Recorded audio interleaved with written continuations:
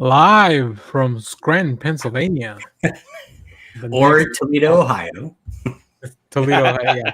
We're all working remote from different locations. Yeah. All of this Mike Sure shows. I'm in Pawnee, Indiana. That's right. Yeah. I know Superstore wasn't one of his, but it really felt like it did. That was Justin Spitzer did that show, and he was a writer on some of those, I believe. Yeah. I think so. Interesting. I think he was a writer in The Office too, or Parks. So I'm glad we have that Office intro to kind of lead us going on this topic. The main topic today, and we'll get to it in 1 second. This week, The Paper premiered, which is a spinoff of The Office. And I just got to thinking, like, well, I know there's a lot of sitcoms that are spin-off of other stuff. So let's talk about that. Let's talk about some of the good ones. Let's talk about some of the not so good ones. Let's talk about the ones in between. And we'll talk a little bit about The Paper. But before we get into that, there's big news this week, and I want to hit it. We need to do a big quick hit. James Gunn has announced that in 2027 we will get a movie called Superman, Man of Tomorrow, which I find hilarious that they took the Woman of, maybe that's why they took Woman of Tomorrow off of the Supergirl film. Oh, did they? I thought they kept that on there. No, they took it off, so it's just Supergirl now. Come on, you just double down on that. You let the Woman of Tomorrow go first, and then Man of Tomorrow. I think people would be confused. That's what somebody in marketing probably told them. Like, yeah, the normies are gonna be. Well, I mean, not just the normies. If you go into the shop asking for Man of Tomorrow, you're gonna get a lot of different follow-up questions. But isn't that the Alan Moore story? Whatever happened to the Man of Tomorrow? Okay. Yeah. No, I wanted to ask. And they couldn't do Man of Day After Tomorrow because then people would be like, "That's the James Bond film." Like that, right? Or they hand them Ice Cream Man of Tomorrow, or the Jake Gyllenhaal Disaster Emmerich film. Sure. Big fan of. We still need to do our Emmerich show or disaster movies show. Yes, maybe some kind of tier list. Big fan of that. But I wanted to ask, since you guys have read a lot of comics and we talk about comics all the time, what comics do you think, or what storylines do you think this may be pulling from? Now, we got a little bit of art from 3 different artists that each. It was really cool because David Cornswet shared one of the pieces, and I believe that was by. Oh man, I forgot all the artists. Mitch Gerads shared one that Nicholas Hoult. Sorry, Mitch Gerads did one that Nicholas Hoult shared, and it's Superman and Lex in his battle green armor, right? Ooh, Lex is suited up. James Gunn used a Jim Lee art. So I wanted to ask you guys, what do you think? Just based on that and the name, The Man of Tomorrow, and your knowledge of James Gunn, what do you think? What do you think? Where we're going with this? I think the one where he eats all the hamburgers. I think it's I think he's referring to Lex. I think Lex is going to do the self-improvement that we've seen in the books where he's like loaded up, he gets a suit. I think that's why we get to see that drawing of him in the mech suit, because Lex is like, I'm gonna have to do this myself. I was thinking, have you guys, I don't know if you guys have read Lex Luthor Man of Steel. Brian Azzarello, who is it? Who's the artist on that? Lee Bermejo story, which is all about Lex, and it's kind of all told from Lex's point of view, because James Gunn has said that this is not really a sequel to the Superman film. Interesting. That's the only thing he's mentioned before. He's mentioned that, and this was before the announcement. He's like, the story I'm working on is not a sequel. So I think it would be cool to have a story from Lex's point of view, even if that's the only kind of device that it borrows from the story, like, right? That it's all kind of told from Nicholas Hoult. God, even what if it's like maybe this is not the best pitch, but what if it's like everything that Lex did in those 3 years before we got to the Superman film? Oh, wow, that would be interesting. But do we want a prequel? I know, that's what I was thinking. Like, I mean, yeah, a prequel, Man of Tomorrow, though. yeah. I wonder if they're gonna use the long-running subplot of Lex becoming president. Like, he realizes the only way he can get Superman is by basically becoming leader of the United States. So the it's only like being rich, being rich alone didn't do it. Yeah, right. Yeah, true. It didn't. The only thing I can't ever even, other than the Batman Superman, who's that? Mark or Jeff Loeb? Oh, Ed Public McGinnis. Enemies? Public Ed Enemies. McGinnis. See, where's the suit in that? But I can't, other than like the Super Friends cartoons, I can't. and then like pre-crisis, I don't know if he's worn the suit all that often. They recently done it, especially in this latest run. After all the Brainiac stuff, Lex lost his memory. Kind of wear a suit in this. Yeah, that's right. And even before that, during Rebirth, there was a storyline where Superman was off world, right, for a long time, and Lex became the Superman of Metropolis with a suit. That would be interesting. Because Superman was away, and then John hadn't come back, or people didn't trust, like, they didn't know about John, like, if he was going to be able to do it. So, like, I kind of like the idea of Lex trying to manipulate the people by, like, I'm a reformed guy, I got this cool suit now. Right. Yeah, and what does Lex think is doing the right thing mean? Yeah. Well, yeah.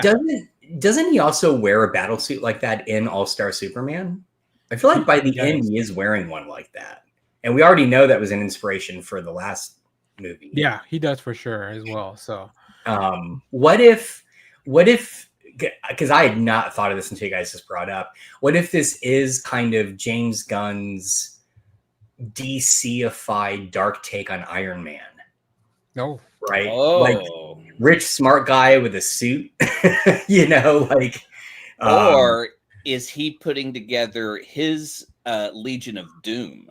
Like, because you always have to up the ante with the sequel, so you've got to bring in more bad guys. Like, who's his chief of staff? Like who if he becomes president, or if he becomes a superhero, who does he enlist into his Justice Gang? Yeah. And the cool thing is that we can still get, like, because Miss Tushmacher was already in the first film, right? We can get Mercy, who's like, I think she started in the animated series as his assistant / bodyguard / pretty much everything else that he else that he might need. And then she's a big part of the comics now, especially in this latest run from Joshua Williamson. I mean, I don't think this makes sense from a storytelling point of view, but I feel like the only Superman series that I can think of that uses Man of Tomorrow is the John Byrne post-crisis reboot, right? Isn't that Superman Man of Tomorrow? I think that's right. That sounds right. I think that was in the Superman Man of Tomorrow series. Yeah, it's like I said, it's hard. Like, if you go into the shop asking for that, you're gonna get. You have to be more specific. Hey, look, you're gonna go. Do you want pre-crisis, post-crisis, pre-52, post-52, like Rebirth? Rebirth all in. I'm just here for all the people that go in the shop asking for Man of Tomorrow and get handed Supergirl, Woman of Tomorrow, and then end up being inordinately pleased. That would be wonderful. I'm here for that. In January, they can get it like this. Mm-hmm. That's my plan. This came out this week, by the way. Asylum. Oh shit! Really? That's Hazel bought that, and the store she goes to now in her college town put it out 2 days early, so she was able to get it before street date. She was. Is there other stuff in there? I feel like the actual book's not that big. Yeah, that's what I was wondering too. Or did they have to divide up the pages? It's pretty thin, actually. No, it's all the story, but it is definitely a lot thinner than, because it's like what 8? No, yeah, it's not very long, but. Compared to the other books, like because the hardback I have is so thin. It's like very thin. That looks thicker than the exactly. It's half the size of the Birthright, so it's definitely pretty short. Well, Birthright is like thick, and I have a hardback for that one too. Hold on, I got it. Had you read that before, Danny? Yes. Okay, yeah. Did I understand it? I don't know. Well, I'm curious I'm curious how the painted pages fit in that smaller format. Wow. Yeah. See, it's very. Yeah, see, it's not a big book. Yeah, that's the one. Yeah, see, that's way thicker than. And even there, I think all those brighter pages at the back are just like. And this has all kinds of back. It's like the script and stuff, right? This one also has. So like all this is back matter, like sketches and little things. Because you're right. It still looks thicker than the old one. That's very weird. Maybe I do like how all those look. I do too. I mean, in $10, they're an absolute steal. It's a brilliant idea to get people in to reading these comics, right? It's a no-brainer. Yeah. So. Can I just back to Superman sequel? I am glad that they announced it because usually when I just need a handful of things whenever they're gonna like announce me with like that they're doing it, give me a cast listing, show me a few set photos, and then show me the movie. Like that's kind of where I'm at as far as like these things like announcements go. So I'm glad that they are because sometimes I feel like they get over inundated with like we live in this anyway. That's a whole other thing. I'm not gonna go down that pathway. But what I was gonna say was I like Jeff's self-editing. Yeah. I was like, I could feel myself going down a road that I don't need to go down. You're among friends here. It's fine. This is a safe space. But it's not like the Marvel. Like I'm glad that because it's not like Shang-Chi where we're like, are we ever going to see this character again? Oh, and we're going to make a Superman sequel at some point. But it is like how long between Batman 1 and 2 has it been? You know, movie studios have gotten to this point where they're like, we've made the movie, but we have no plans to follow up immediately with the sequel. And then it takes forever to get around to it. And I'm just like, no, I feel like if you are going into a franchisable thing, then you need to be churning out a movie every 2.5 years. Because that's after that, you've lost me. Yeah. Well, I mean, 3 years tops. Speaking of Shang-Chi, Simu Liu's reaction to this movie being announced was just like a little blank stare emoji, which is like, where's my Shang-Chi 2 movie? Like, my movie made a lot of money too. Marvel. Well, but didn't he confirm? I mean, I think they're currently filming the first Doom. Yeah, Doomsday, and so he's in that. He confirmed he's got a fight scene. He wants a Shang-Chi too, which I also want. Yeah, I do too. Here's the thing. I really want Shang-Chi 2, but I also want just what's his nuts' character. The former actor who was the Mandarin. Ben Kingsley. I just want Ben Kingsley's character just needs his own show. It could just be a 15-minute Space Ghost style. Like I just need him talking about Planet of the Apes more. That's what I want in life. Trevor Slattery. Yeah. Cool. Well, speaking of spinoffs, here we go. Great job. Look at that segue. Look at this pro. So as I mentioned for today's show, this week the premiere of The Paper came out. It came out on Peacock. I kind of hate that they dropped all 10 episodes because I can't stop myself from watching the show. Same. But of course, this is a spinoff of the Office, which comes a long time after, which is interesting. So my idea was like, well, let's just talk about some spinoffs. But before we get into other spinoffs, we all have watched at least the first episode of The Paper. I'm up to episode 7. I think Clay's, you said 4, right? It's 10, there's 10 altogether. There's 10 altogether. So let's go around. Jeff, I'll start with you. How did you? Well, I guess give me a little background on your Office and then how you enjoyed The Paper. I've seen a television show before. I have also watched The Office. I'm pretty sure I've seen The Office in its entirety. I watched it while it was airing. And you're not one of those people that rewatches it all the time. I will. No, not in, like if it's on, I will watch the it. The sickos that rewatch it all the time. Yeah, I watch it all the time. In fact, I'm in another rewatch now. But I will, like, if I'm hanging out at a friend's house and they have it on, like I'll start and like I know plenty of people that will binge watch it, and I will sit, and watch it and enjoy it. Or if it just happens to be on television or whatever, like I'll watch, but I don't purposefully go out and Okay. I don't need to relive Jim and Pam. Uh, Whoa.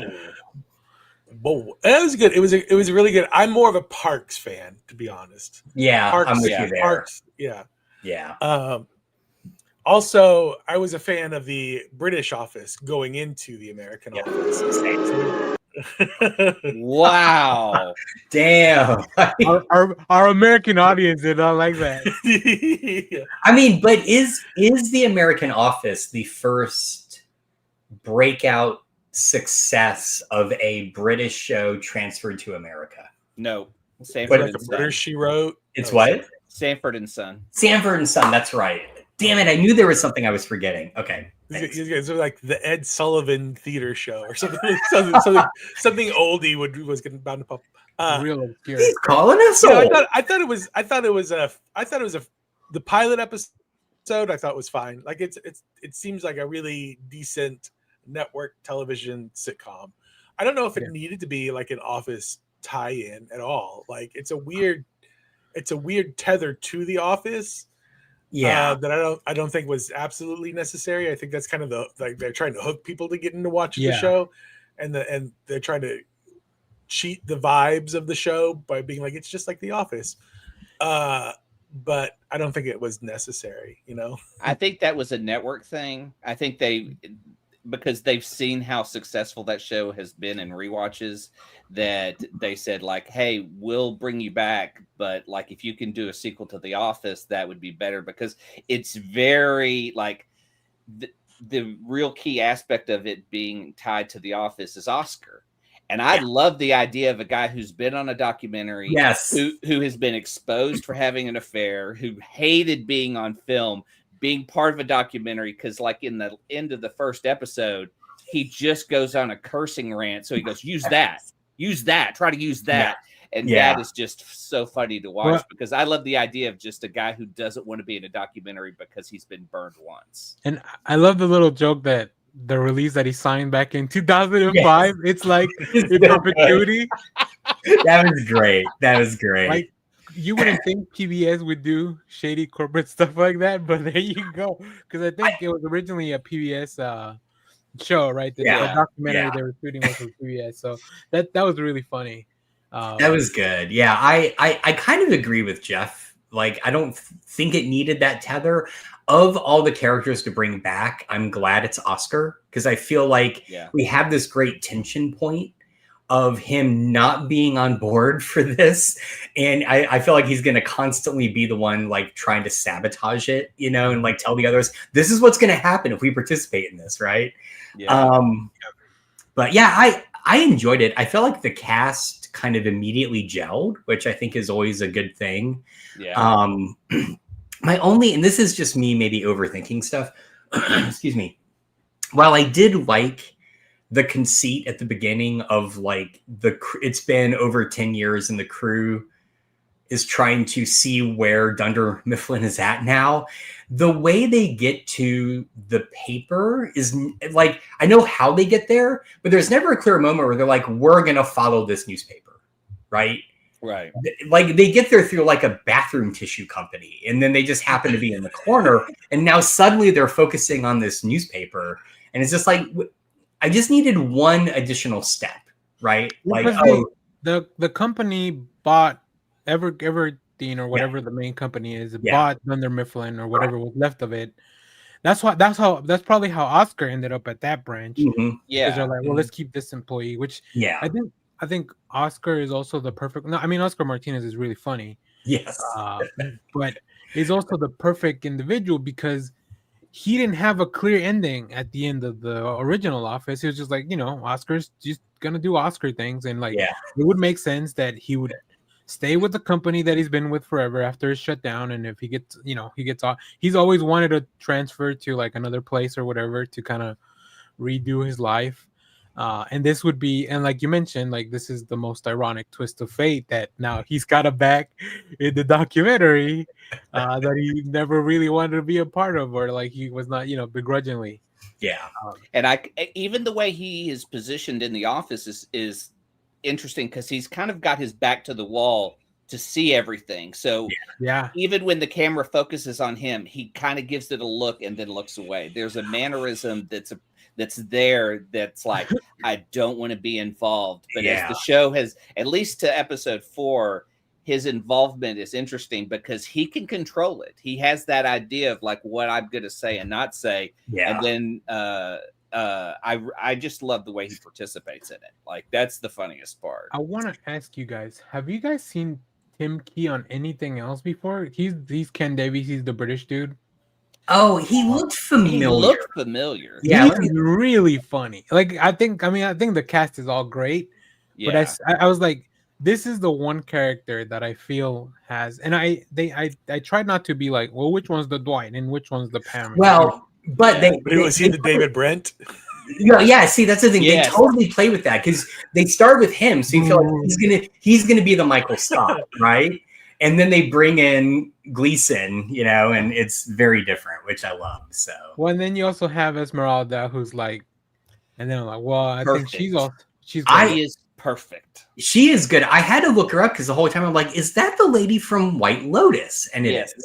Yeah. I did, because it's such a different character, right? Like, she was so reserved and kind of Flint-like in White Lotus season 2. Yeah. Oh, she works at the hotel, right? Yeah. She was like the badass hotel manager. It makes sense because she's Italian in the show. So yeah, she's the anti-Oscar. She wants to participate. She wants to present herself, and she has different modes of how she presents herself. Whether she's in charge of the paper or she's a single mother. Like, she will even change the way physically she looks at the camera, and it's she knows what she's doing, and she's trying to drive it, but Oscar knows what happens, and he doesn't want to be a part of it. Yeah. How for those who have watched more episodes, I was just doing the math. I think there's over 10 characters in the sitcom. How do they balance? There's a lot of characters in this thing. How do they balance all that? Well, I think this is where the newspaper thing kind of really comes in handy, because you can really break them up into stories. Like, different groups of people are chasing different stories. Okay. Some of them are kind of at the office or whatever the case may be. Yeah. And then you also have the whole premise of like, there's also like a whole like a whole toilet paper company that also works in the same floor. Yeah. I just love how they're like shoved in the corner. Like, it's like, and the flexibility of like, that company has multiple floors on there, so they can always, like the big boss is on a different floor, but he can always come down or whatever. So I like that idea where they're not just all crammed into one little office like Thunder Mifflin was, and you can kind of do that. So I think they find really good ways of. I haven't found 7 episodes in, all the pairings or all the little groups that they've divided these characters in. They find a way to just make it so even, which everyone kind of has a little chance to shine. Well, I think when they do the team ups of them, that's where it really kind of has their real good character moments. Yeah. Well, I think Mare though is. She's the gem. She does the stare. She has the perfect camera look. Yeah, she's great. Really what else has she been in? Because she looked very familiar. I don't know. Her name is Chelsea Frey. But I will say, as far as like, she's kind of the Jim, but she actually does want to be a journalist, as opposed to where Jim like didn't want to be a paper seller. Yeah. She was in something called My Father's Daughter, the Victoria Animal Control. I thought you were saying Gem. G-E-M. Yeah. Like, she's a gem, and I was like, "You old timer." Did that show get canceled? Did you guys notice Ramona Young that plays Nicole Lee from Legends? Yes, she was on Legends. Yes, she was. I knew I had seen her before, and I couldn't remember. Oh, that is where I saw her. Was she playing? Before. Okay. What's her name on Legends? Yeah, she worked with Gary. Right, she was like a late addition. Like, she's like later in the series. I mean, I've gotten there yet. By the way, kind of also to Jeff's point earlier, for those of you that have seen past the first one, does the social commentary about journalism continue? Because I thought that was the most the most pointed thing about the first episode, and just the running gag of the building on fire in the background. That felt very un-office-like to me, and very, very fresh. So that's why I was like, sorry, I didn't mean to cut you off, but that's why I was like, I don't even know if this needs to be an Office tie-in, because Right. I feel like the premise is strong enough Mhm. to stand on its own merit, Yeah. and that's why I was like, it doesn't need the. I It think doesn't need the they. thing. I mean, the office premise, and they don't really talk about it anymore after the first episode. Like they mentioned, obviously we see Bob Vance refrigeration, right, in the first few minutes, which was a great way. I like that his business still thriving somehow. He had free advertisement in the office for years, so the way he presented himself was perfect. He was able to advertise himself. So if everyone gets on a reality show, we just say our name and then next issue podcast.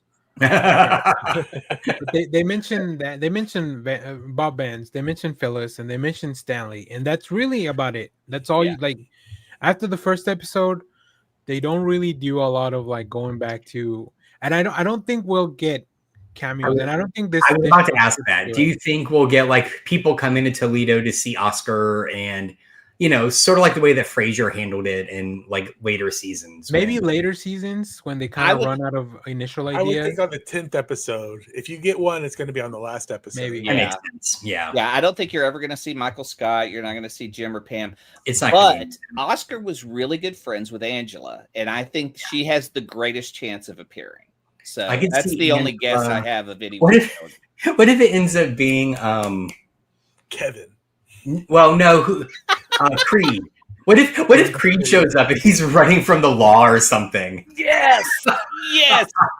Or no, he's working in the toilet paper area, but we only see him like randomly in. That'd be great! Like in the background, like always disguised. That would be awesome. That would be really not again, right? I would dig that. Yeah. So, so I like the show. I think it's already been picked up. Like before it even aired, it's been picked up for a second season. But it's perfect that I kind of hate that it's on Peacock, but it's perfect that it's on Peacock because they do drop curse words every once in a while, and they can play around with the timing of the episodes. Like some of them are 36 minutes, some of them are a little shorter. Yeah. So it's definitely not sitcom like length for TV. So is there an arc you guys see that you're already like going, I want to see where this goes? I mean, good. Sorry, Jeff. What was I say? I feel like they're like all your archetypes are there, but I feel like at this point, what's his name? Oh, the producer,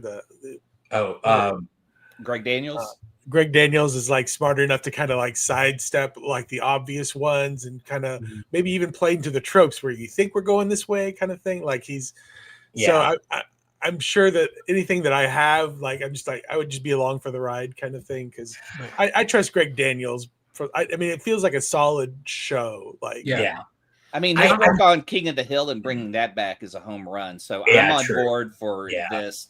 I mean, if anything, I wish he would bring back My Name is Earl and finish that show. Man, that'd be amazing. I do. Yeah, go ahead, Josh. Sorry. Oh, sorry. I was going to say, I do hope, because in the first episode, it felt very clear that Gleason and then the other woman, they were going to be like the Jim and Pam, and I don't want them to be. I would really like for them to just be friends. Yeah. I do fully imagine at some point Esmeralda's going to try and like come on to Gleason because she's going to realize that's the only way to maintain her status, So that is the arc that I'm curious in, because Greg Daniels doesn't. He seems to iron things out. Like when you had Con and Hank in King of the Hill, they eventually, like, as Hank would try to be friends with Con, and it even up to the updated episode, like he kept his secret and really wanted to be friends.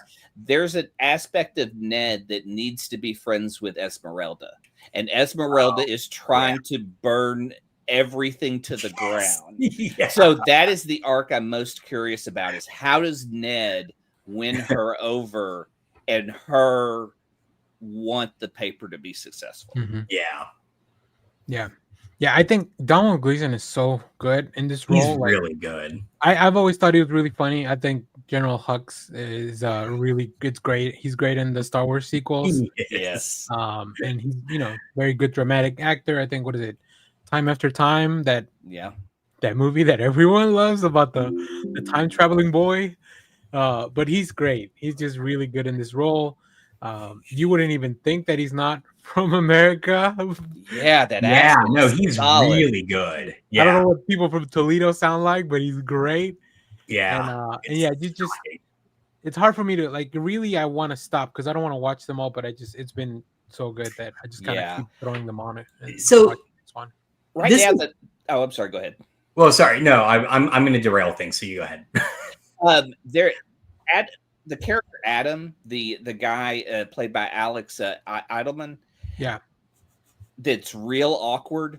Oh, is he the like super religious guy that? Yeah, that eats the same meal every day, and or he basically eats leftovers from the kids. When they talk about that, and he's pulling out the juice box. I just died. I was like, "That's so good." He has the physical mannerisms of every part of his character down already. Like he's so awkward and so weird. Even when he they send him out on a story and he goes and they go, well, you need to get the 5 W's and he couldn't figure out what that was.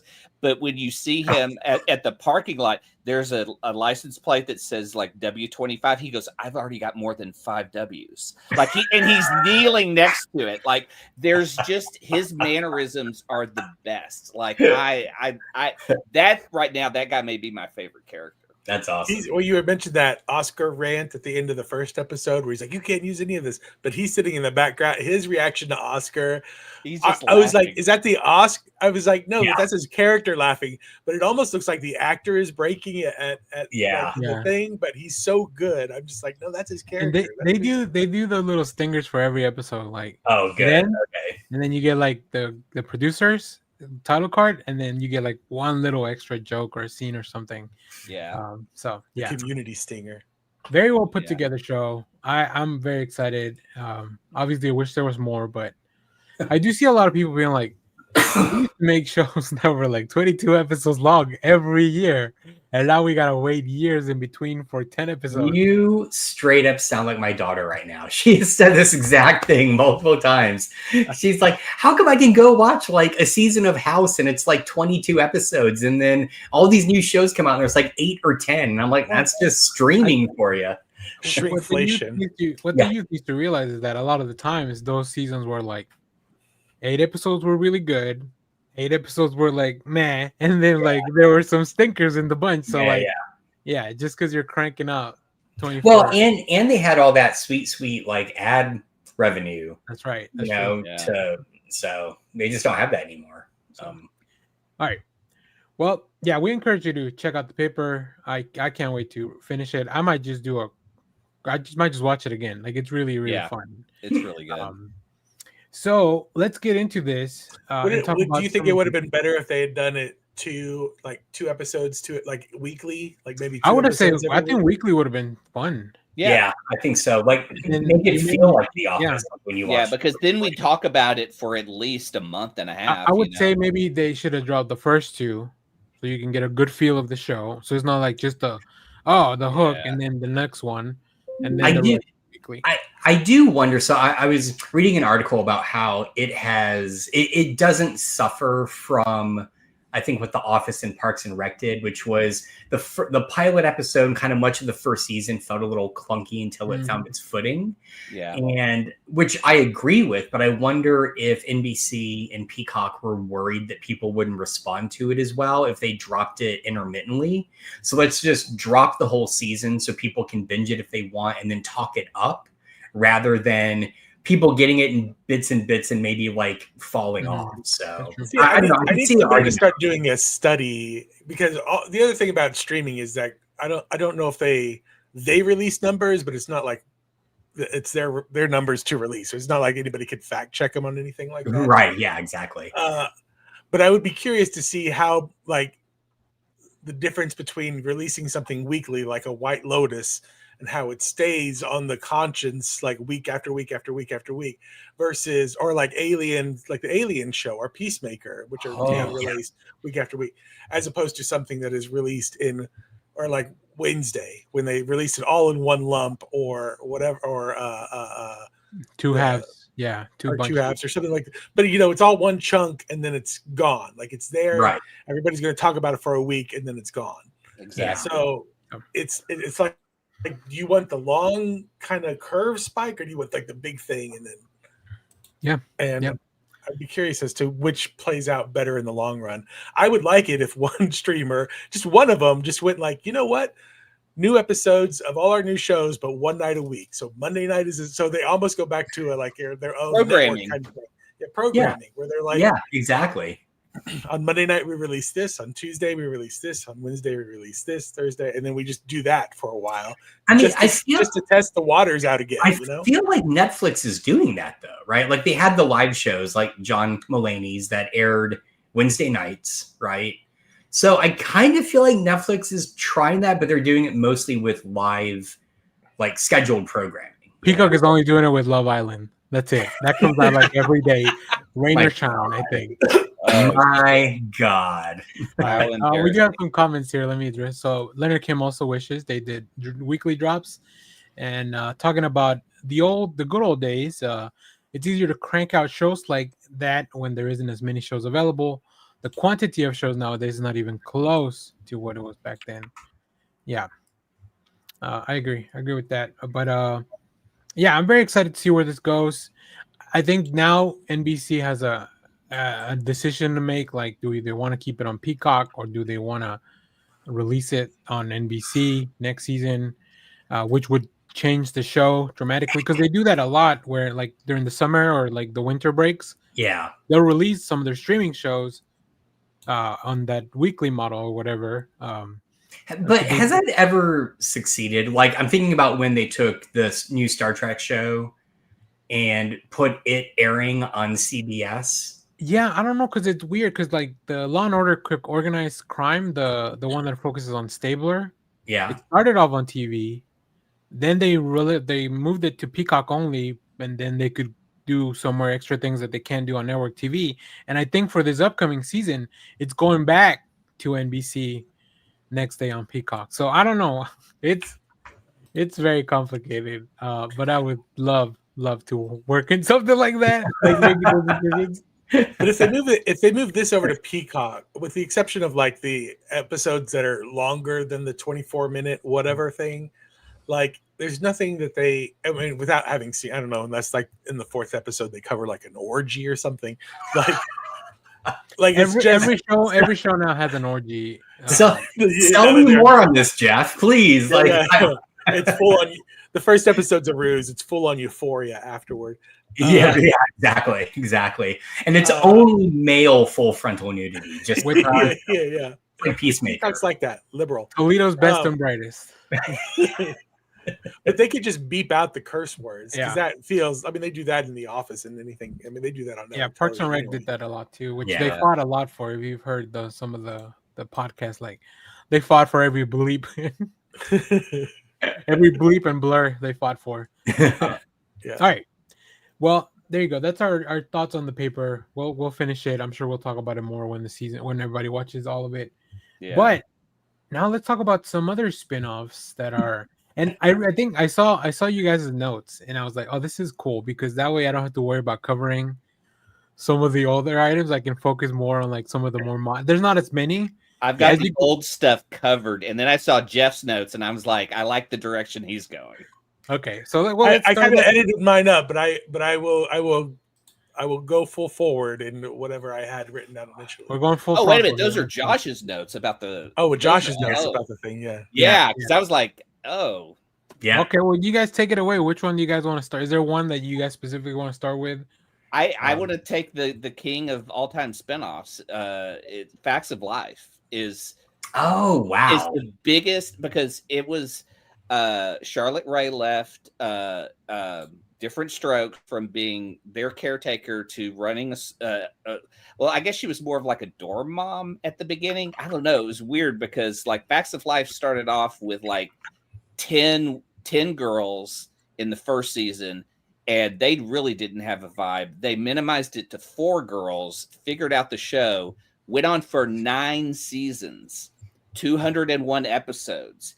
Everyone knows the words to the theme song. Like that's how popular the show was. Like I have gone on fan fiction sites and read Facts of Life fan fiction, which is amazing. It is amazing stuff. And I will tell you my favorite one here in a little bit.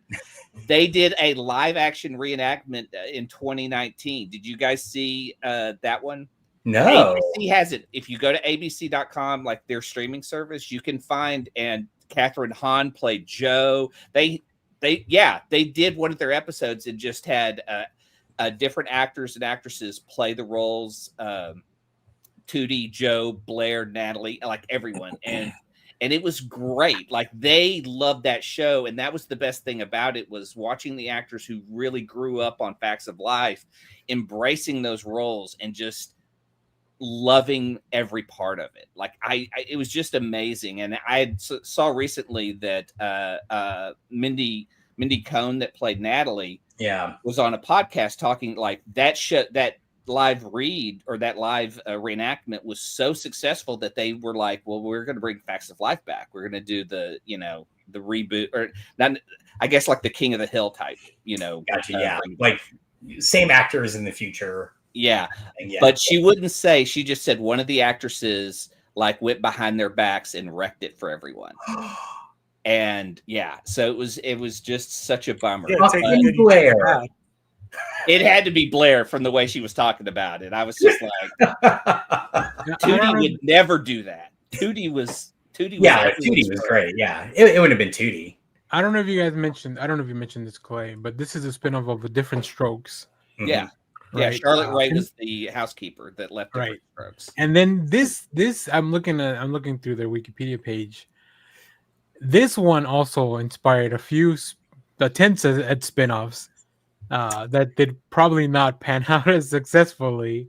Yeah. There was Brian and Sylvia, one of the attempted spinoffs. The Academy, which was apparently based on one of the episodes where there's a military academy involved, and Joe's Cousin, which just focuses on another, which Joe visits somebody in the Bronx. So I like that it's interesting that they had a whole interconnected universe. Yeah. And we complain about the MCU a lot. But wait till I get to Gary Marshall. All right. Jesus Christ. Jeff, you were going to say something. Well, this is not where I thought Clay was going. When I read Clay's notes, this is not the show that I thought that he was going to talk about. Yeah, me either. I was like, this is wild. Do you guys remember who briefly played Joe's boyfriend? George Clooney. George Clooney. Yep. Oh, I thought he worked in the shop that they had. No, I thought he played. Well, he played a love interest. I remember at some point. Yeah, but he was like an ongoing character in the show. Like I think in the 9th George season. Clooney became a main character for season 7, and then a recurring character for season 8. Oh, okay. Playing George Burnett. What a difference! What a name! Yeah, wow. I thought Clay was going to say the Jeffersons. Oh, I was thinking the Jeffersons as well. Yeah. Yeah, well, I started off with the theme song. That's why I thought it would give it away. You take the good, you take the bad, you take them both, and there you have the Jeffersons. Like y'all, that's right. That's exactly how it goes. I just read the best spinoff of all time, and I was like, oh, it's got to be the Jeffersons. Oh, and my brain just went all in. We might need to do a follow-up tier show with a bracket for the sitcoms. Stay tuned. Because also I've got another one that I know. But just to kind of close out like the Facts of Life piece, I just want to say the fan fiction for Facts of Life is amazing. I love this so much. It is one of the best rabbit holes to ever go down, because a lot of people felt that Joe and Blair were like queer coded. So there is a lot of Joe absolutely was. Joe absolutely, yeah. But that they were a couple, that they were, that when that show ended, there is fan fiction of them having a long-term relationship and everything. Awesome. But one of my favorite fan fiction pieces I ever read, because I was just like, holy shit, I had to share it with Shelby. I'd like sent this to people because I was like, this is one of the best things I ever read, was this story of like years later, Blair's getting ready. She's going to this thing, and all she keeps thinking about is Joe and their history together, and it builds from school to a relationship and everything. And then when you get to the end, Joe died in 9/11, and that is why Blair's going to the memorial to remember Joe. And I was just like, holy shit. Oh my God. it was really good. It was really fucking good.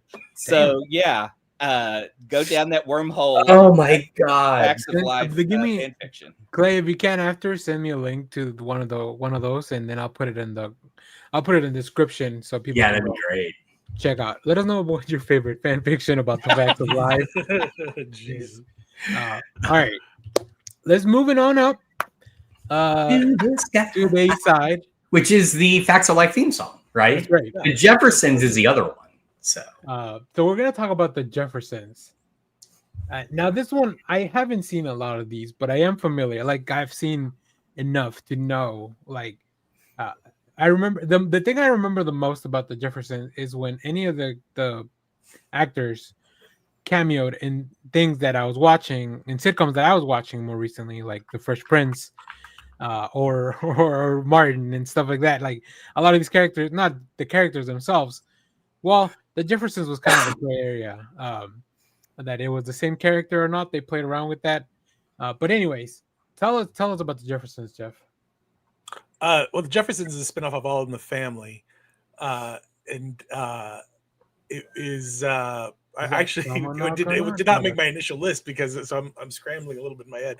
But yeah, it's a spinoff of All in the Family. George Jefferson owns, I believe, laundry mats company, and they are a poor black family that moves on up to the east side, and they get a deluxe apartment in the sky.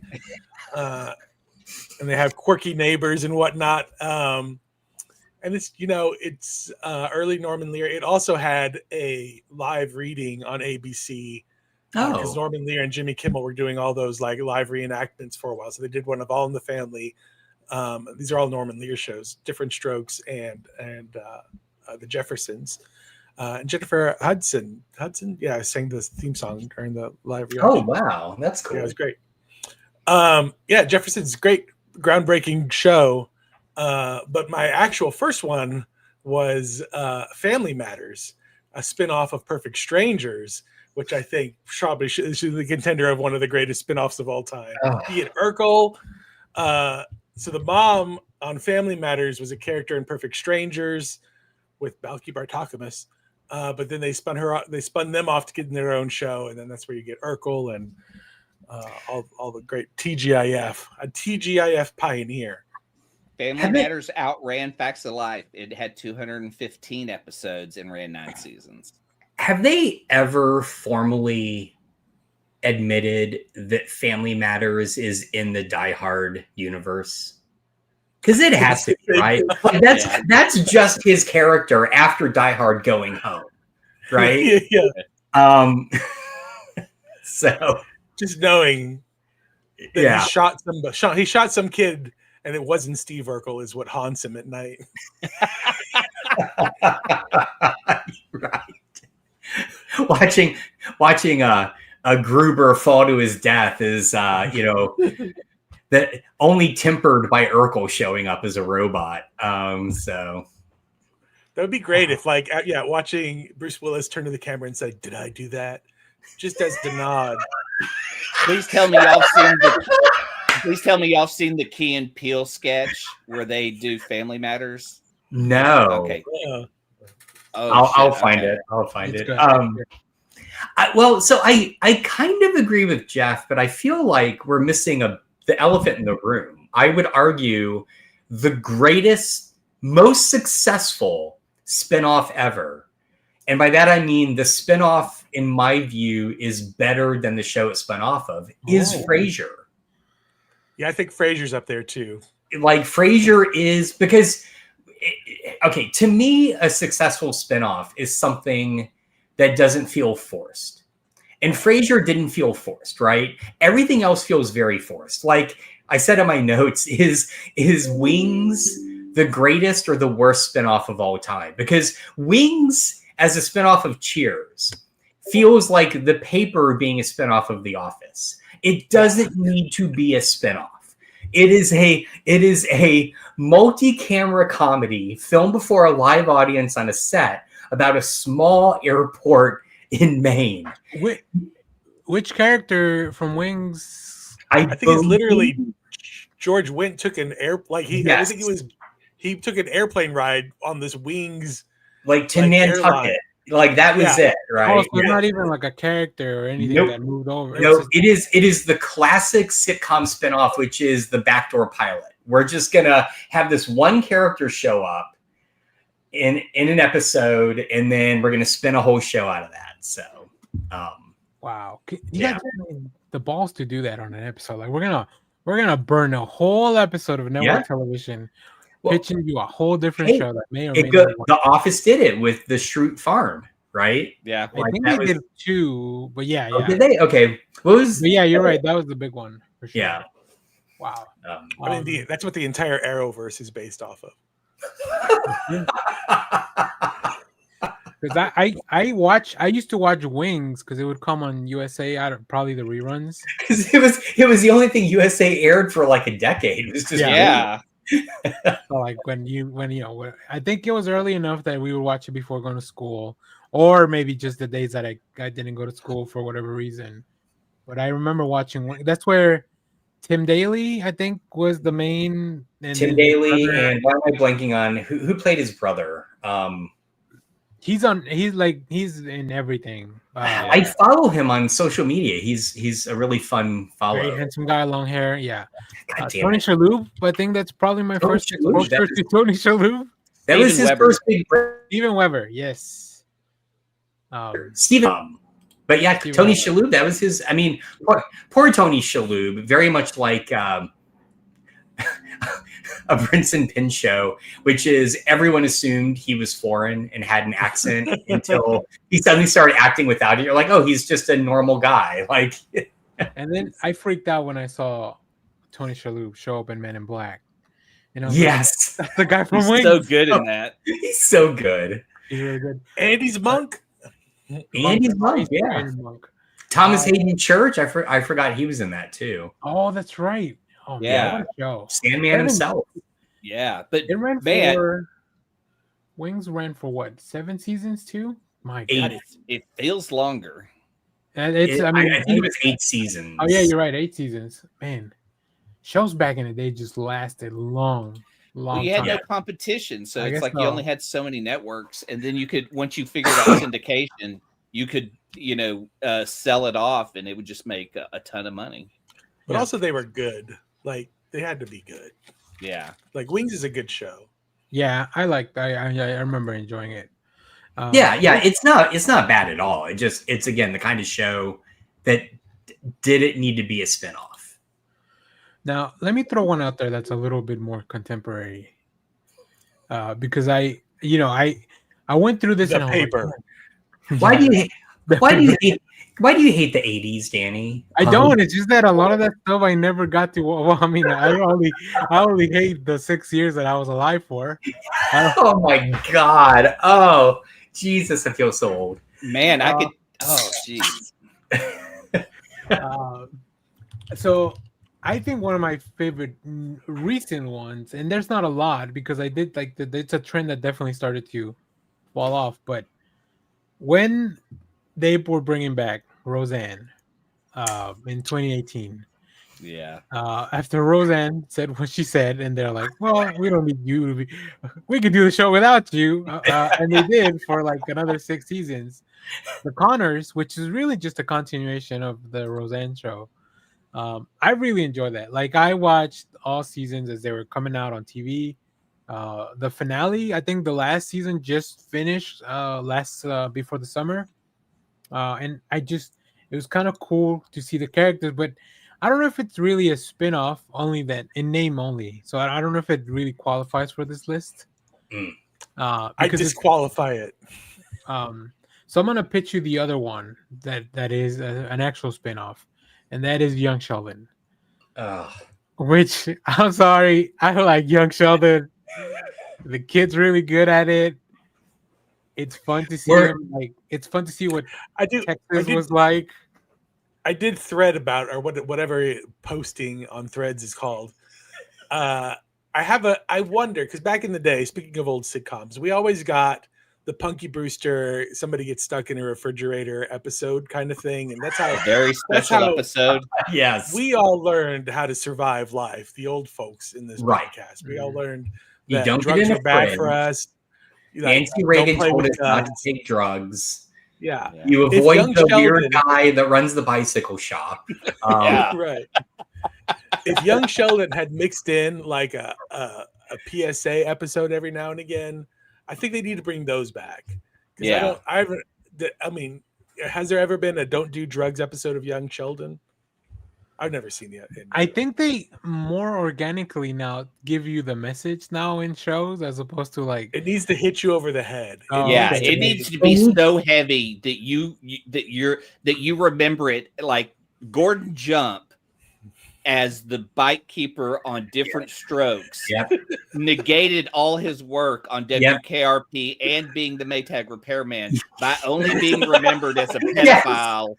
on Literally Different Strokes. scarred a generation of kids. Look, if an episode doesn't begin where you're expecting the theme song, you just get a black screen with white text that says this episode contains blah blah blah, it's not worth it. All right. Yeah. So If you don't go into the episode like seriously considering that Young Sheldon's going to die, knowing there's a full spin-off, that this is a spin-off of something that happens like before he's in the next episode, you still have to believe that he's going to die from heroin Yeah. in this episode. I okay. Until we brought it up, I had not thought about how hard 80 shows went into that. Versus, do you guys remember the drug awareness episode of Saved by the Bell? yeah, Yes. Yeah, What was I'm she so excited. addicted to? speed. Caffeine pills. Caffeine pills. They didn't even call it speed. It was just caffeine pills. I'm so excited. I think the one that stands out to me the most She's so is scared. the Fresh Prince gun violence episode. That was a good one, though. That was He really gets good. shot and then Carlton gets a gun and he's like, "Give me that gun, Carlton! I saved your life. Give me that gun. It's my gun now," or whatever. Who remembers the Growing Pains drunk driving episode? Oh, I don't think know. I do. I don't Okay, think so. because Tracy Gold is dating a guy who gets into an accident. That guy's played by Matthew Perry. No. Yes. They Oh, that doesn't age well. yeah, because they go to the hospital and to see him and everything, and by the time they drive home, they get the call that he's dead. So it hits you at the end like, Damn. fuck. Yeah. Well, Right. all right, just to close out on Young Sheldon, the thing that really made me pop was discovering that Annie Potts, who plays Mima, was also Janine from Ghostbusters. You just figured that shit out. Not right now. I figured it out a few episodes earlier, and I was like, "Wait a minute, why does she look so familiar?" But, Oh, my like, God. the thing is that she talks completely different because she does like a Texas Mima accent Oh, really? Yeah. as opposed to the New York accent, or maybe that's her regular speaking voice in But in Designing Ghostbusters? Women, she had a Southern accent. Oh, I Did mean, she? I don't follow. No, any- I thought that was. I gotta consider. Yes, Delta Burke. Didn't Delta Burke have the Southern accent in that, or am I Yeah, forgetting? yeah. Well, all the women did. Well, They they were all all- they yeah, they were were all designing women. yeah. It's clearly been a while since I've seen Designing Women. Wasn't that also a spinoff? Or did I you make know, that as soon as he said designing women, I was like, I feel like it. But all those 80 shows feel like they spun off because they're all Yeah, part I of mean, the it was a Paul, weird. Paul Westfall universe or whatever. Well, yeah, and so this is what I've never considered before.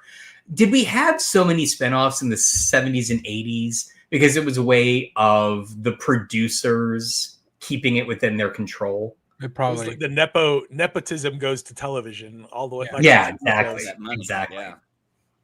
Now, let's talk a little bit about some of the bad spin-offs that came off some of those things. And I think I have one of the biggest offenders, and I'll let you guys think about it while I go into one of mine. Friends was a very beloved show that lasted for about 10 years. And then Joey Tribbiani moved to LA, and we got 2 seasons of Joey. And it was nobody just watched. Not, I mean, somebody must have been watching because it lasted 2 seasons.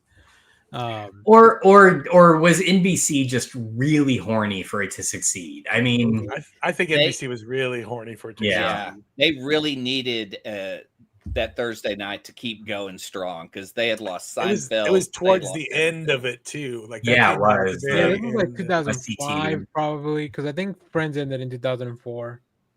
I just even at the time I was like, why would you spin off the one character that nobody really wants to see? Right? Like Joey was the best one. He was there for everybody. He was the best guy, even though he could have played into the trope. It should have been. See, the problem is that Phoebe got married, because it should have been Joey and Phoebe move out to LA. Yeah. To do some that crazy would have been stuff. That would have been so. The thing about Joey is great on Friends with everybody else. Yeah. He's not a good standalone character, which is why that show didn't work. I think for a good spin-off, you need at least 2 people to go somewhere. Yeah, I agree. Except Frasier, I guess. Frasier can hold on his own. Hold out his own. Well, again, I'll make the argument Frasier could have been an absolute disaster, but they nailed the cast and the characters. Like that's what it needed. And if they didn't have that particular cast, I don't think that show would have in any way succeeded. So like Roz almost wasn't Roz. It was almost Phoebe. Yeah. That was who was originally cast as Roz. Yeah. And then it didn't work. Yeah, she's talked about that. So, but what do you guys think of out of all the stuff we talked about, or is there a particular spinoff that you were like, ooh? Okay. Oh yeah. Can I do my rant about Gary Marshall right now? Do it. Okay. Let's go. Let's fucking go. All right. So first off, if you're Gen X and you grew up in the late 70s and 80s, Gary Marshall dominated network TV, right? His first big success was Happy Days, which we all agree ran way too long and got absolutely ridiculous. That's why we have the phrase "jump the shark." But then he kept spinning stuff off, and I think the absolutely insane thing about Gary Marshall's spinoffs is when you look at the spinoffs from Happy Days, which I want to remind you is a show set in the 1950s. None of it makes sense. You have Laverne and Shirley, which kind of makes sense, right? But then you have Mork and Mindy. Great. I almost would say it's better than Happy Days. I would agree with you. I guess I have a hard time watching Laverne and Shirley because I just know that those two actors hated each other. And so it's hard for me to watch it, seeing them as like friends and roommates. Yeah. I don't know. That's just me. Like I know the behind the scenes tension. So Mork and Mindy is just, look, again, classic example of a great show that did not need to be a spinoff, right? If they had just said, we're going to make a show about an alien who comes to Earth, in the modern day, because it's set in the late 70s and early 80s, right? Got to see this comedian Robin Williams we got. He's pretty funny. He's very funny, and he's also really hopped up on speed. But have you ever seen the backdoor pilot of Happy Days where Mork appears? Yeah. It's like a fucking fever dream. It is so bizarre. Like it makes actually a dream? Huh? Isn't it actually somebody's dream? It actually is a dream. Yeah, it's Fonzie's, isn't it? Or is it Richie's? It's either Fonz or Richie. I think it is Fonz's dream. Like he's for some reason like babysitting or something at the house. I don't know. It's very weird. But okay, but the most egregious example of this, because again, I was a little kid when these shows were popular. So I watched Happy Days. I watched Mork and Mindy. I was never a big Laverne and Shirley fan, but I would watch it because my mom liked it. The most egregious example is them then taking each of these shows and turning them into Saturday morning cartoons. And that is where the wheels come off all of this and nothing makes sense, right? Or does it? Yeah, true. My absolute favorite. So there was a Laverne and Shirley animated show, and they joined the army. They joined the army. So with every one of these, they can't just take the show which is where they meet Gomer Pyle. Right. They've gotta enhance it in some way. So Laverne and Shirley joined the army. Mork gets animated. I think that may be the closest to the show. I don't think they really switch up a conceit anywhere. The fucking weirdest one is Fonz and the Happy Days gang. I have talked about this on this show before. I just want to remind you, I am a kid. I'm maybe 6 or 7, and that show came on, and I'm watching it going, again, I'm 6 or 7. This is the stupidest fucking shit I've ever seen. Because the idea is Fonz and the gang. First off, Fonz has a leather jacket wearing dog because 80s cartoon. They have to have an animal sidekick. They end up with a time machine and go back in time for each. None of this makes sense. None of it. Are they chasing? What? Are they chasing, like, not literally in the show, but is it like a Scooby-Doo ripoff, basically? I don't remember it being so. I think, okay, if I give them a semblance of a doubt, I think the thinking was Happy Days is set in the past. Why don't we just go back further? Right. Look, the whole thing about Gary Marshall universe animated spinoffs is it's perfect evidence that 80s Hollywood was dominated by cocaine. Just lots and lots and lots of cocaine. But Gary Marshall was seen as very wholesome. And so that's why he got a lot of content. Yeah. Because he was able to take a show and then still do, like, what was wild is like the Laverne and Shirley cartoon went for 2 seasons and Hanna-Barbera animated 24 episodes of it. But even Cindy Williams got sick of it and quit. So she was like, fuck the cartoon. The Happy Days, it had all the cast. Well, I mean, it had the Fonz, Richie, and Ralph Mouth. Came on to do that. So they all continued to do voice work for 2 seasons, another 24 episodes. I mean, he dominated TV, and because Happy Days was seen as like a safe 50s culture show, you know, it was he continued to do all that. That was why, if you look, this is my theory of that Donald Sutherland broke Gary Marshall, because Donald Sutherland signs on to do a movie in the 70s called Animal House, because they go, we got this movie with no stars in it. If you do this movie, you'll get the lead title card. We'll pay you X amount of dollars, and you'll get a percentage of the back end, which was kind of rare at that time. Animal House comes out, is the biggest blockbuster. Suddenly raunchy comedies are the thing, and that's what dominates the 80s, because we had grown up with Happy Days and all this kind of safe comedy stuff, and suddenly now we had, like, you know, Porky's and just the raunchy comedies of National Lampoon, and it was all because Donald Sutherland agreed to do this one movie that had nobodies in it, written by Harold Ramis and a couple of guys who worked at the National Lampoon office. So it's wild to see his dominance on TV that went to cartoons in the 70s and kind of bleed into the 80s a little bit. Completely shifted because the pendulum swung the other way of, like, we want to see stuff that isn't just so wholesome. And to stick the landing here, I just want to point out, Happy Days is very much an unofficial TV adaptation of George Lucas's American Graffiti, right? American Graffiti came out 2 years before Happy Days. But Happy Days is a spinoff of Love American Style. Oh, fuck. Is it? Yeah, it is. God, it's just Turtles all the way down. Yeah, so it was actually a segment on Love American Style that became a show. Oh my God. All right. I did not know that. That's okay. That's crazy. Yeah. TV was my dad, so I'm here to bring the knowledge. The closest thing I know to any of these spin-offs is when in Dodgeball, when Ben Stiller hits Justin Long and yells, "Joni loves Chachi." I totally forgot about Joni and Chachi. Jesus. That's like my vast knowledge of the spin-off.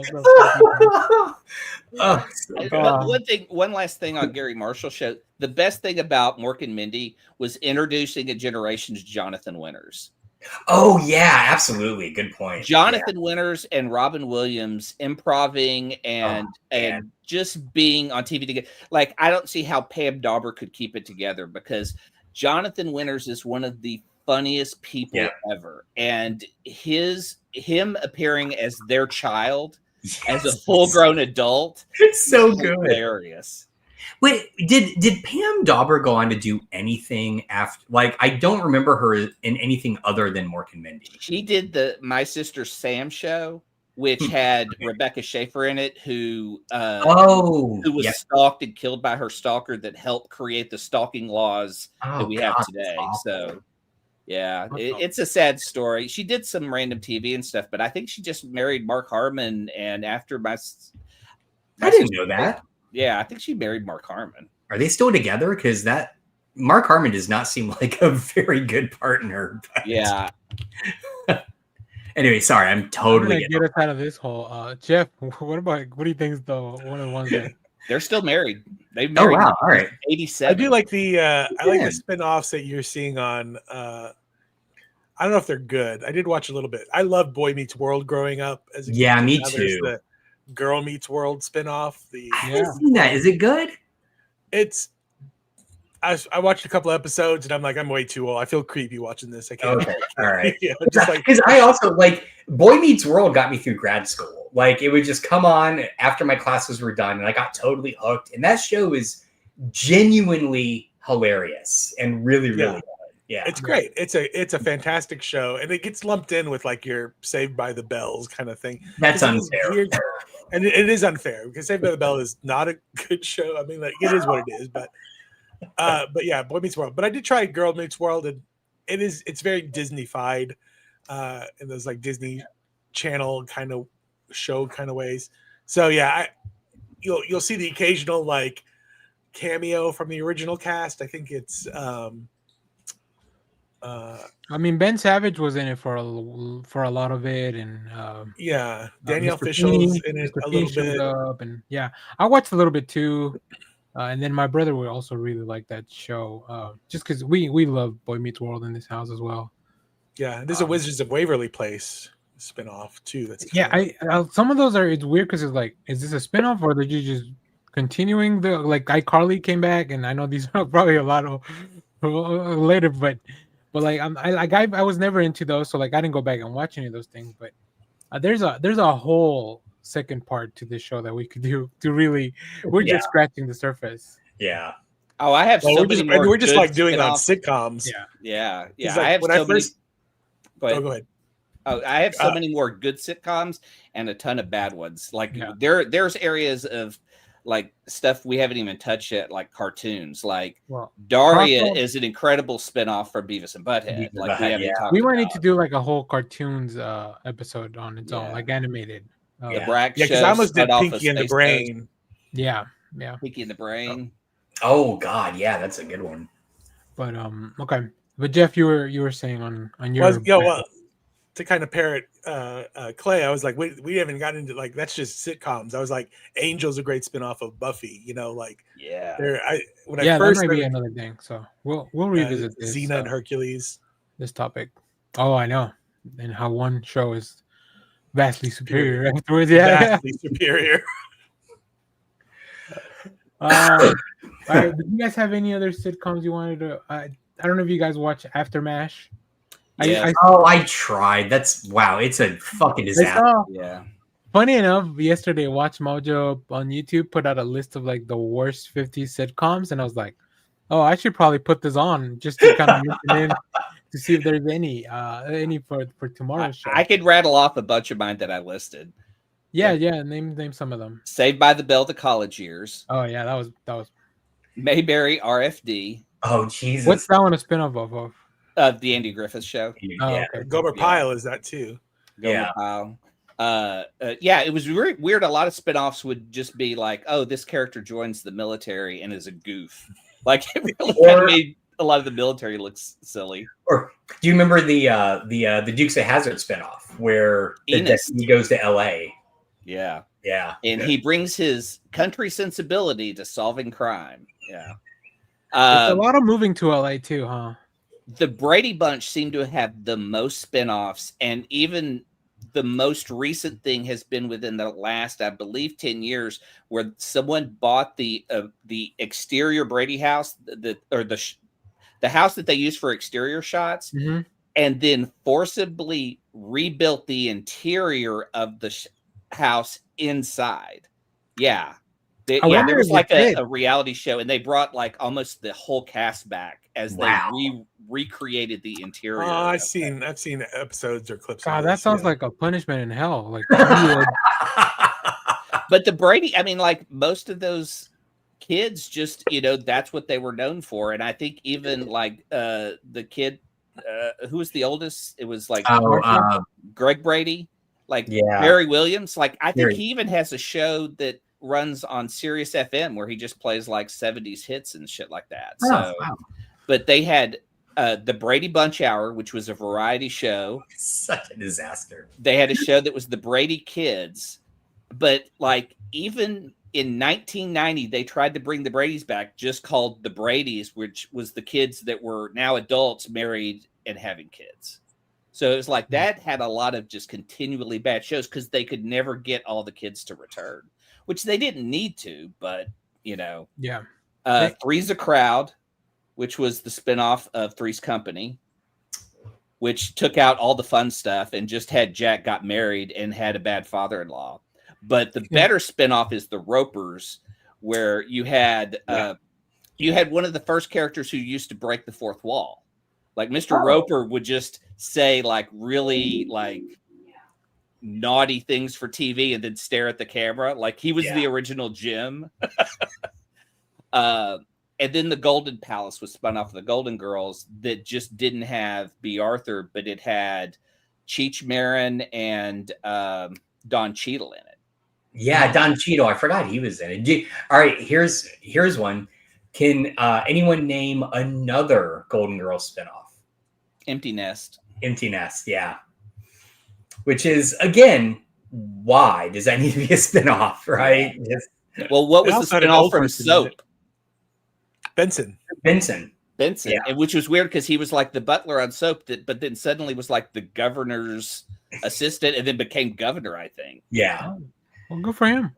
Until we started doing this, I never realized that basically just like network TV is just all interconnected spinoffs from about 1971 until about 1990. I mean, we've talked about that on the show. The St. Elsewhere kid. Yes, Tommy Westfall. He's holding all the TV shows in his bubbles. Yes, Tommy Westfall universe is that all the network television that exists comes from his mind that he saw in a globe at the end of St. Elsewhere, where he imagined that show and all spinoffs, and all those spinoffs are interconnected to all other television shows. Wow, I love it. And there are maps drawn out to map everything together. So that's very Franklin. And it's got like Star Trek is in there. Like everything is in there. It's like insane how big that map is. Well, I think up until recently too, they had that 90s show, which was the and they also tried that 80s show from that 70s show, which is weird that they chose to redo a whole different cast instead of trying to follow the same people like a decade after. Well, I mean, kind of. They did. They brought back Red and Kitty, right? Yeah. Well, for that 90s show they did, but for that 80s show, it was the 80s show was an utter disaster with Glenn Howerton. Glenn Howerton was in that. Yeah. So, another one that I found in that the Watch Mojo video, and this is a spinoff of a movie, My Big Fat Greek Life. Oh, wow! I forgot about this. Yeah, which is a spinoff of My Big Fat Greek Wedding. Yeah, which they've done now 3 movies. Like they made a movie even after the failed sitcom. So is that retcon away the full sitcom? I don't know. I haven't seen the last movie. So I like my big Fat Greek Wedding because it just reminds me a lot of like my family on some levels. It's a great family comedy. Like it is. It's really good. Yeah. She does great characters, and I like think that's why they're trying to sell it. We have the Sprite. Just and until the United States of Terra, it was the first thing I saw the guy from Northern Exposure in. Oh yeah. It was that movie. So all right. Mr. Big. Any other things you guys want to mention before we close out of the show? We need to do a show about what was it? Booker, the 21 Jump Street spinoff? with I Richard have the Grieco? box set, sir. Yes, I Oh, love yeah. Did you buy the only copy? That's a Did you drama, buy it right? from Richard Grieco? He came to your house and personally delivered it. He comes to my house and does the commentary when I watch it. Oh my Oh, god. I guess we should have mentioned this is a good one. Really are the most devious bastard in New York City. Well, This is a spin-off of What We The Do in the movie. Shadows. Yeah. So cool. So We good. need to do a show just about movies that were successful that became TV shows, because that's really weird. That's 'Cause an you have- interesting. Yeah, you had like Private Benjamin that became a show. That's right. Alice Doesn't Live Here Anymore is wild, because that movie is like a drama that became a sitcom that ran Oh, for like Alice, 9 years. Well, Weird Science was a movie first, right? Yeah, I think. and of course the most famous is MASH, MASH, yeah. right? So There we did it. Quick show. Yeah. Yeah, I think we can definitely do a lot more from this. I like the idea of going into some like drama, some animated show. So we'll come back with some of that stuff. We're also planning. I don't know if you guys have seen. We'll just have a quick show meeting at the end of the show. Has everybody watched the Naked Gun, the new Naked Gun? Not yet. I want to. All right. Well, it's out on VOD, so my Is it? plan is Okay. for everyone to watch it so we could do a show. Is And it talk out on about- anyone's Plex server? It might be. We'll. It's Said we'll definitely talk on about it somebody. after the show. Yeah, it's definitely on somebody somewhere in the world, Clay. I'm trying to see when the Blu-ray comes out so I can get it. And But put it out. for sure, because I think we need to talk about how maybe comedies are back. Man, I hope so. maybe. I am so Maybe. glad that movie Maybe. did well. Who picked it? Was it me? It was me. I think it was one of yours. Yeah. Oh, we did a little recap that you guys missed out on. Oh, really? Who's Each one of us has a movie in the top 5, nice? and then nobody picked weapons. So I'm kind of shocked actually in the end that that wasn't one of Clay's. yeah, So Wasn't even on my radar. yeah. I don't think it was on anybody's radar really. But I'm glad it's doing well. So all right, we're gonna close out. Tomorrow we'll come back. Some of us will come back. I don't know. I haven't asked anyone. Some of us will come back to talk about comics and stuff we've been watching this week. So stay tuned for that. And let us know your favorite sitcom spin-offs and your least favorite sitcom spin-offs, and how many of those you sat through anyways because there was nothing else to watch 20 years ago. Okay, here we go. We're getting the signal. Wrap it up. You got it, Lex. Thanks to our sponsors over at LexCorp and the Daily Planet. So thanks for watching, everyone, and we'll catch you later. Bye-bye. The most important thing in life will always be Hell, Bebo. Simon Center, get the fuck out.